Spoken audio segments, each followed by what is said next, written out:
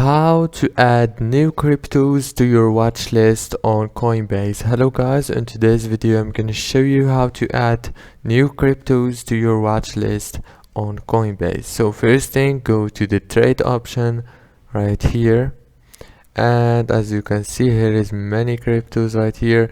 Now if you want to add any of these, just go here and click the star option. Okay, I'm gonna add more, for example Polygon, Shiba, Binance, okay, Dogecoin, also the Ethereum 2, BNB. What's more, okay, I'm gonna add one more thing, for example Nexo and Chiliz.